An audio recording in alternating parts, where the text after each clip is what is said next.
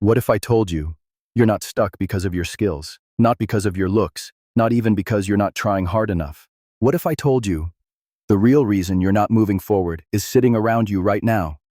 The objects, the energy, the weight you live with every single day and don't even notice. Stay with me, because in the next few minutes, you're going to see something most people never realize. Your environment isn't just a background, it's either holding you back or pushing you forward, silently, every day. If you've ever walked into your room and felt instantly drained, if your space feels heavy, distracting, overwhelming, if you've cleaned it 100 times but still feel stuck, then hit subscribe and stay with me till the end. Because this isn't about throwing things away. It's about building a space that finally works for you, not against you.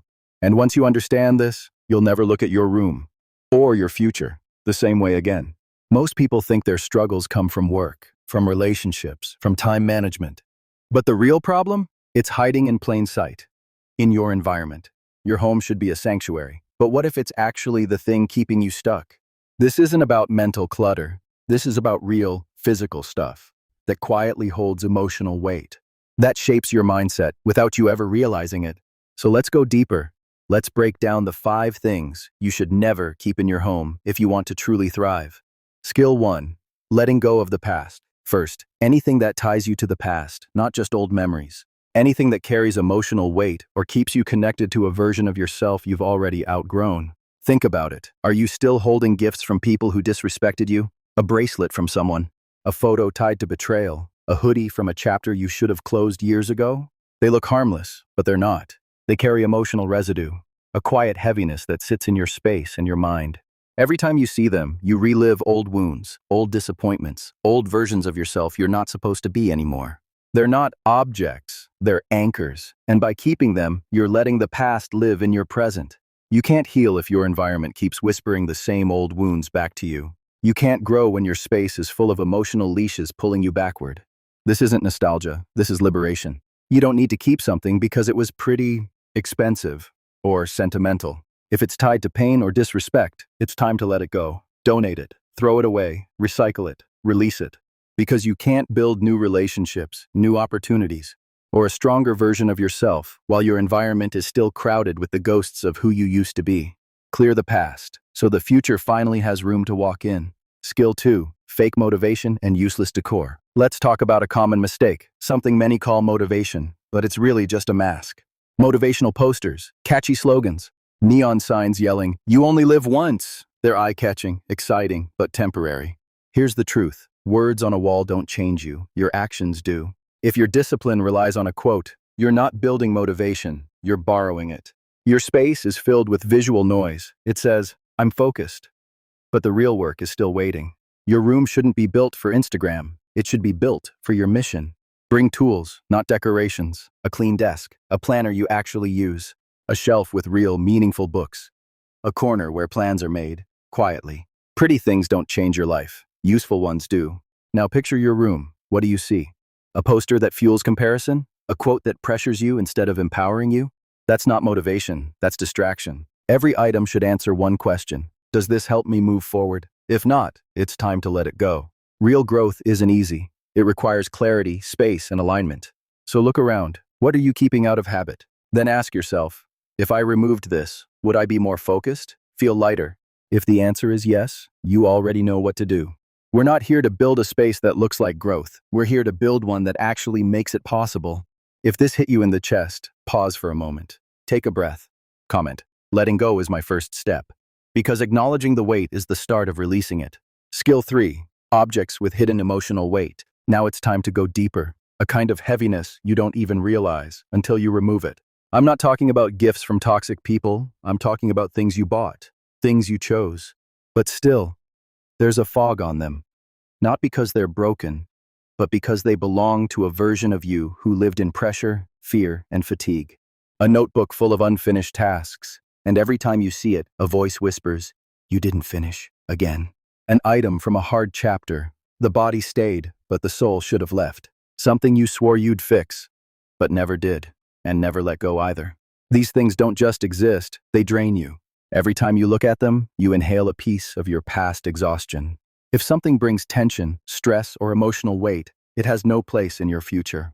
If something makes you feel heavy, it's anchoring you to a version of yourself whose time has passed. Letting go isn't losing, it's mental freedom.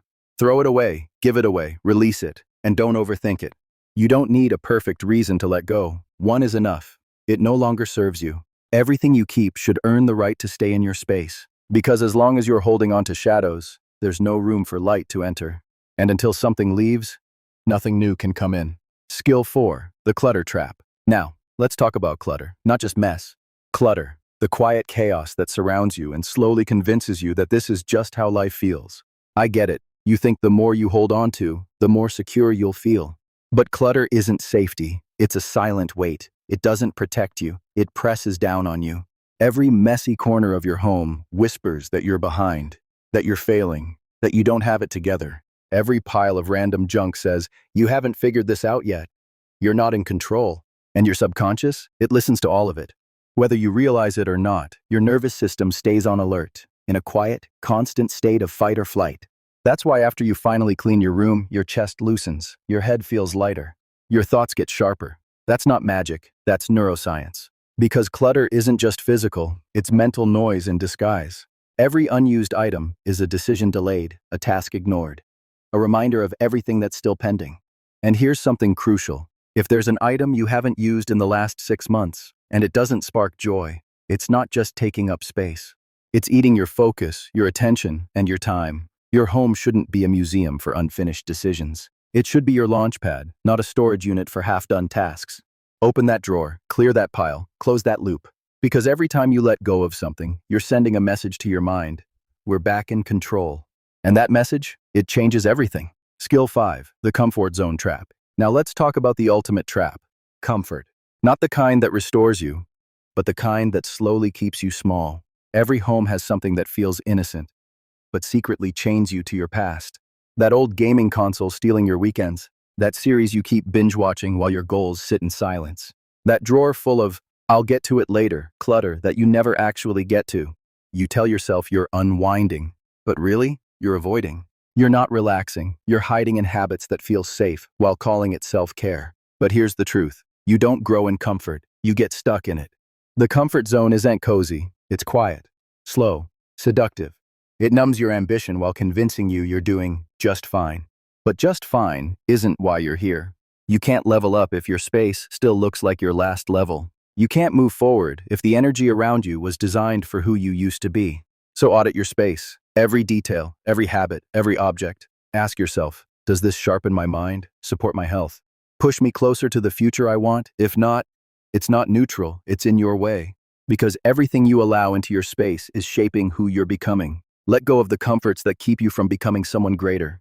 You're not here to settle, you're here to evolve. Here's the truth. Your home isn't just a place to sleep, it's your launchpad or your prison.